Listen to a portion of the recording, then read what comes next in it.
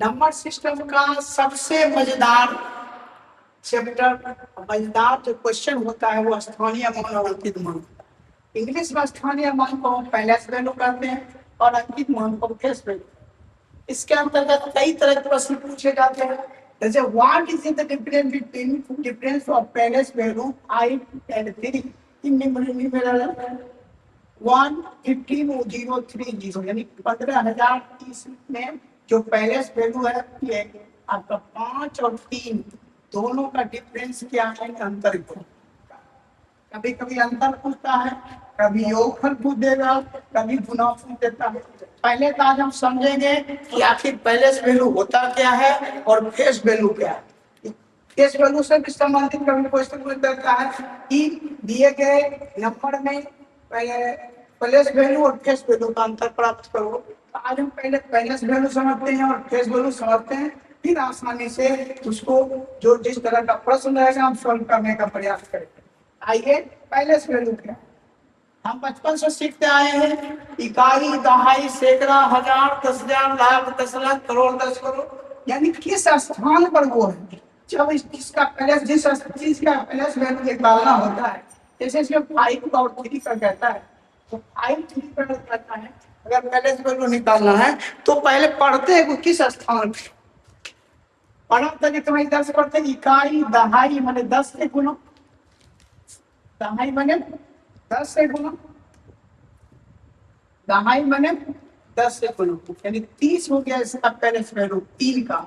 अब 5 का आते हैं, इकाई, दहाई, सैकड़ा, हजार, यानी इकाई, दहाई, सैकड़ा, हजार, यानी 5 को 1000 से गुना 5000। अब इसका पैलेस वैल्यू हो गया 5000, इसका पैलेस वैल्यू हो गया 30। अब दोनों का अंतर पूछता है, दोनों में दोनों को घटा देंगे, 49 4,970, यानी पैलेस वैल्यू जब भी निकालना है जिस स्थान पर है उससे गुना करते हैं। बड़ा से बड़ा संख्या कर लेते हैं, उसमें देखते हैं। इसमें अगर हमको इसका पैलेस वैल्यू निकालना है, इकाई, दहाई, सैकड़ा, हजार, 10,000, लाख, 10 लाख, 4 को 10 लाख से गुना करेंगे। इकाई, दहाई, सैकड़ा, हजार, 10,000, लाख, 10 लाख से गुना करेंगे, यानी 4 पर 6 जीरो। अब ये तो हो गई बात पढ़ के लिखने वाली। आसान तरीके से कैसे हम पैलेस वैल्यू प्राप्त करेंगे, करना कुछ नहीं है, जिसका पैलेस वैल्यू कहेगा निकालने के। अब सपोज 1 का कहता तो 1 का करना तो 1 लेना है, इधर जितने अंक हैं 1 2 3 4 5 6 जीरो डाल, ये इसका हो गया पैलेस। 3 का अगर निकालना है 3 लिखे, 1 2 3 जीरो डाल, जिसका भी निकालना है वहां से हम जीरो डाले, 1 2 3 4। पैलेस वैल्यू का अर्थ होता है किस स्थान पर है, उस स्थान का क्या वैल्यू है, उस स्थान का कितना मोल है, उस मोल को लेते हैं।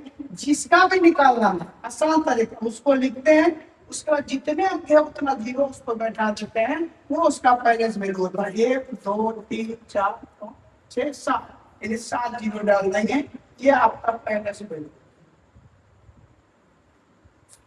यानी स्थानीय मान। किसी भी संख्या का स्थानीय मान अगर निकालना है बस वहां से लिखना है, उसका आगे जीरो जितना। अब इसी में पूछ देगा कि दिए गए स्थान का अंतर ज्ञात करो, किसी में गुना ज्ञात करो। अब इसमें 8 का 6 का पैलेस वैल्यू का क्या करेगा, जोड़ ज्ञात करो। अगर जोड़ ज्ञात करना तो 8 लिखे, 1 2 3 4 5 6 जीरो डाल दो। अब इसका निकालना है, इसका डाल दिए, 6 लिखे, 3 जीरो डाल दिए। ये दोनों का प्लस वैल्यू, अब दोनों का अंतर निकालना है, 0 0 या योगफल निकालना तो जोड़ देंगे 6।